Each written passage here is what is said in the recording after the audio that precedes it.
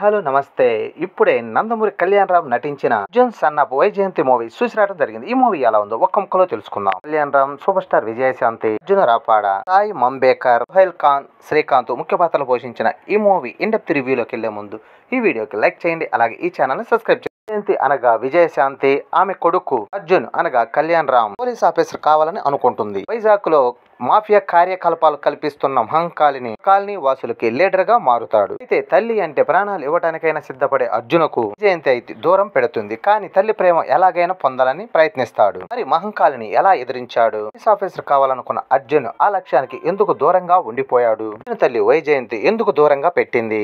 ఆనంద్ ని అర్జున్ ఎలా కోల్పోయాడు? దీప్ పఠాన్ అనగా సోహైల్ ఖాన్ కి వైజయంతికి ఉన్న గొడవ ఏమిటి? తల్లిని మట్టు పెడతానికి ప్రయత్నిస్తున్న పఠాన్ ముఠాను ఎలా మట్టు పెట్టాడు? పఠాన్ బారిన పడిన గర్భవతి భార్య చిత్ర మున్మేకర్ ను ఎలా కాపాడాడు? కమిషనర్ గా శ్రీకాంత్ కథలో ఎలాంటి క్యారెక్టర్ పోషించాడు? తల్లి ప్రేమను పొందటానికి అర్జున్ ఎలాంటి త్యాగాలకు పాల్పడ్డాడు? పఠాన్ కుమారుడికి అర్జున్ ఎలాంటి శిక్ష విధించాడు? ఇవన్నీ ప్రశ్నలు తెలుసుకోవాలంటే మూవీ చూడాల్సిందే. ఇక ఎలా ఉందంటే తల్లిని అమితంగా ప్రేమించే కొడుకు కర్తవ్య విధి నిర్వహణ కోసం ఎంతకైనా తెగించి రెండు పవర్ఫుల్ పాత్రల చుట్టూ అల్లుకున్న రెగ్యులర్ రొటీన్ కథ.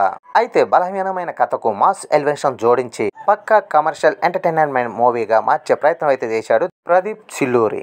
మదర్ సన్ సెంటిమెంట్ అయితే అక్కడక్కడ వర్కౌట్ అయిందని చెప్పాలి. సాయి మంజేకర్, కళ్యాణరామ్ మధ్య వచ్చే సన్నివేశాలు అయితే అలాగే విజయశాంతితో ఉన్న సీన్లు కూడా ఎమోషనల్ గా రాసుకోలేకపోయాడేమో అనిపిస్తుంది. అసలు భావోద్వేగాలు కమర్షియల్ ఎలివెన్స్ ని దట్టించే అవకాశం ఉన్నా గానీ ఆ ప్రయత్నం అయితే చేయలేదని చెప్పాలి.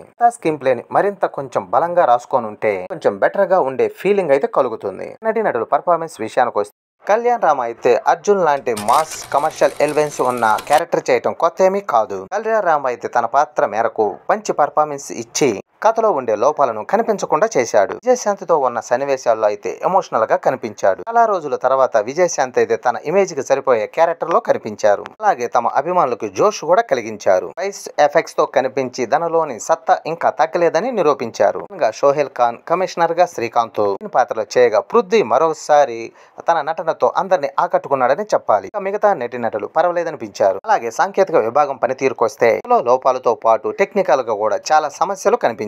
జిగ్గా ఈ సినిమా అయితే మైనస్ గా కనిపిస్తుంది. కానీ బ్యాక్గ్రౌండ్ స్కోర్ మాత్రం పర్లేదనిపించింది.